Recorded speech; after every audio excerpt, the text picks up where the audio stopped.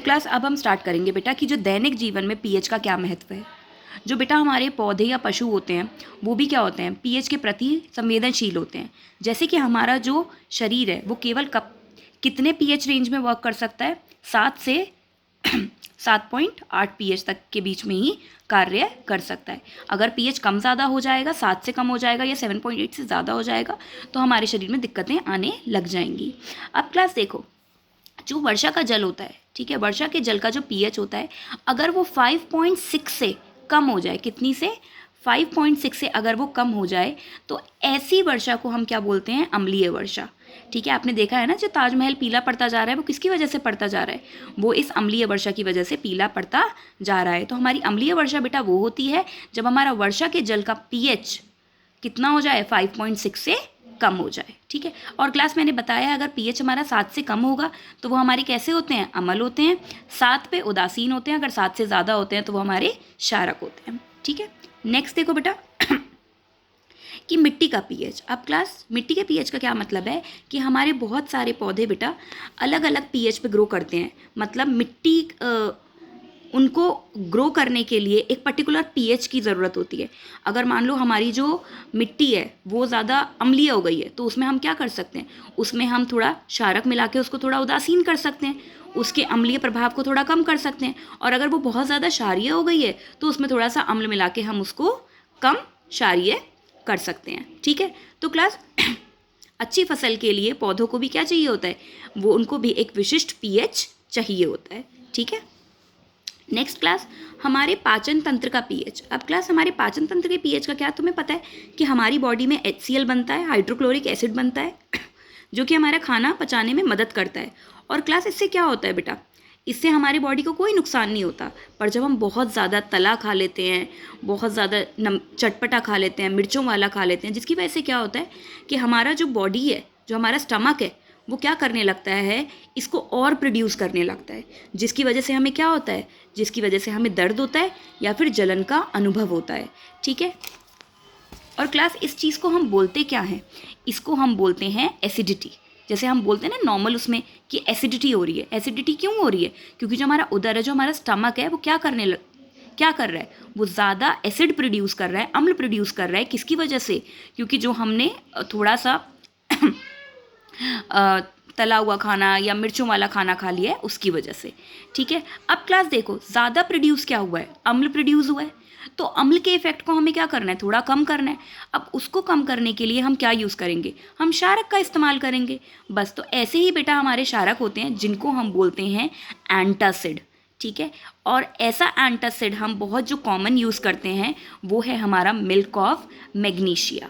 ठीक है, जिसका फॉर्मूला है magnesium hydroxide. This is magnesium and this is your hydroxyl group, so this is magnesium hydroxide.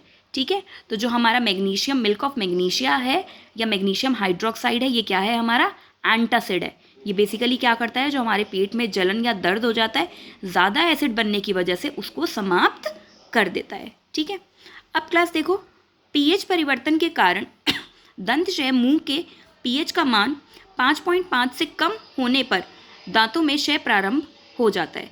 अब class देखो, जो हमारा बेटा माउथ है ना, माउथ में तुम्हें पता है हमारे टीथ हैं। ठीक है, टीथ के ऊपर एक परत लगी होती है बेटा, जिसकी वजह से हमारे जो दांत होते हैं वो हमें सफ़ेद नज़र आते हैं। उसको हम बोलते हैं इनामल। उसको हम क्या बोलते हैं, इनामल। और वो किसकी बनी हुई होती है, वो हमारी बनी हुई होती है कैल्शियम फॉस्फेट की।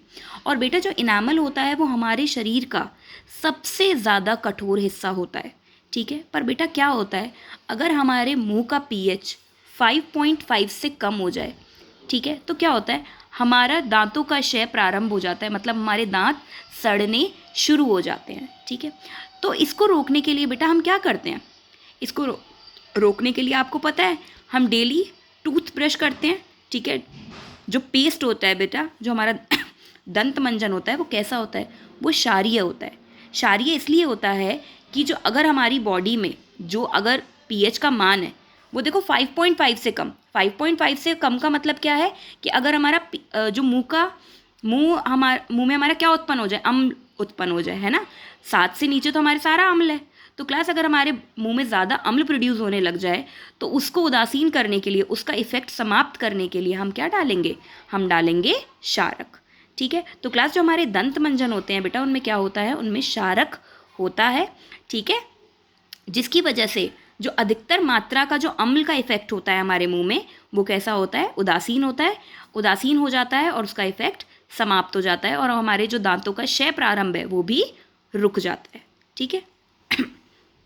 नेक्स्ट है पशुओं एवं पौधों द्वारा उत्पन्न रसायनों में से आत्मरक्षा। अब क्लास देखो, तुम्हें पता है बेटा, देखा है ना, जैसे हमारे डंक मधुमक्खी काट लेती है, जिसको हम बोलते हैं मधुमक्खी का डंक, ठीक है। मधुमक्खी का डंक बेटा, अगर मधुमक्खी डंक मार दे तो क्या होता है, बहुत ज़्यादा दर्द होता है, बहुत ज़्यादा जलन का अनुभव होता है। वो किस लिए होता है, क्योंकि जो मधुमक्खी होती है बेटा, वो एक अम्ल छोड़ती है अपने डंक में, ठीक है, जिसकी वजह से हमें जलन और दर्द का अनुभव होता है। तो क्लास उसने छोड़ा क्या है, अम्ल छोड़ा है। तो क्लास इसका जो इफेक्ट है और जो हमें दर्द हो रहा है वो किसकी वजह से हो रहा है, अम्ल की वजह से हो रहा है, ठीक है। तो क्लास इसके इफेक्ट को रोकने के लिए, इसके इफेक्ट को समाप्त करने के लिए हम क्या कर सकते हैं, हम डंक जहाँ पर लगा है वहाँ पर क्या लगा सकते हैं, बेकिंग सोडा। अब क्लास देखो, बेकिंग सोडा क्या है बेटा, बेकिंग सोडा हमारा एक क्षारक है। तो बेकिंग सोडा अगर हम लगाएंगे तो वो कैसा हो जाएगा, अम्ल का प्रभाव उदासीन हो जाएगा और हमें क्या मिल जाएगा, आराम मिल जाएगा, ठीक है। तो बेटा जहाँ पर भी अगर कोई हमारा ऐसा नॉर्मल लाइफ में भी अगर मान लो मधुमक्खी काट गई है तो नॉर्मल बेकिंग सोडा घर पे होता ही है, तो उस पर सिंपली कुछ नहीं करना होता, बेकिंग सोडा लगा लो ताकि जो उसका अम्ल का प्रभाव है वो कैसा हो जाए, कम हो जाए। अब नेक्स्ट देखो क्लास, नेटल के डंक वाले बाल मेथनोइक एसिड अम्ल छोड़ देते हैं, जिसके कारण जलन का अनुभव होता है। इसका इलाज डंक वाले स्थान पर डॉक पौधे की पत्ती रगड़कर किया जाता है। क्लास देखो, अब जो हमारा नेटल है बेटा, नेटल एक हमारा कोई इंसेक्ट नहीं है, नेटल हमारा क्या है, एक पौधा है, ठीक है, जिसमें क्या होते हैं, बाल लगे होते हैं, ठीक है, और जो उसकी पत्तियाँ होती हैं उस पर क्या होता है, उसके जो बाल होते हैं अगर वो कहीं पर लग जाए तो बहुत ज़्यादा जलन का या दर्द का अनुभव होता है। वो इसीलिए होता है बेटा क्योंकि वो एक एसिड अम्ल छोड़ता है जिसको हम बोलते हैं मेथेनोइक एसिड। क्या बोलते हैं इसको, मेथेनोइक एसिड, ठीक है। और क्लास इसका इलाज कैसे किया जा सकता है, अगर किसी स्थान पर डंक लग गया है नेटल का, ठीक है, और वहाँ पर कौन सा हमारा एसिड छूट गया है, मेथेनोइक एसिड, तो उस स्थान पर हम क्या कर सकते हैं, एक हमारा डॉग प्लांट होता है, उसकी पत्ती लेकर हम रगड़ सकते हैं, जिसकी वजह से क्या होगा, उस अम्ल का प्रभाव बिल्कुल कम हो जाएगा, ठीक है। अब क्लास देखो बेटा, कुछ हमारे इम्पॉर्टेंट वो हैं, जैसे कि हमारा विनेगर है, ठीक है। विनेगर मतलब तुम्हारा जो सिरका होता है, सिरके में क्या होता है, हमारा एसिटिक अम्ल होता है, ठीक है, उसमें कौन सा अम्ल होता है, एसिटिक अम्ल होता है। अब क्लास नेक्स्ट जो हमारा ऑरेंज होता है बेटा, संतरा नींबू ले लो, इनमें सब में क्या होता है, हमारा सिट्रिक अम्ल होता है, ठीक है। टैमरिंड मतलब इमली, जो इमली होती है उसमें कैसा अम्ल होता है, टार्ट्रिक, ठीक है। जो हमारा टमाटर होता है, टमाटर में होता है ऑक्सालिक, ठीक है। अगर मान लो हमारी जो दही है, ठीक है, दही में कैसा होता है, लैक्टिक अम्ल। जो हमारा नींबू होता है अगेन उसमें ऑरेंज जैसा ही होता है, सिट्रिक अम्ल। अब क्लास देखो इंपॉर्टेंट ये है बेटा, जो हमें चींटी काट लेती है, चींटी में भी क्या होता है, मेथनोइक एसिड, मेथनोइक अम्ल होता है, ठीक है। और जो हमारा नेटल होता है, नेटल में भी क्या होता है, हमारा मेथनोइक एसिड, जिसकी वजह से हमें जलन होती है।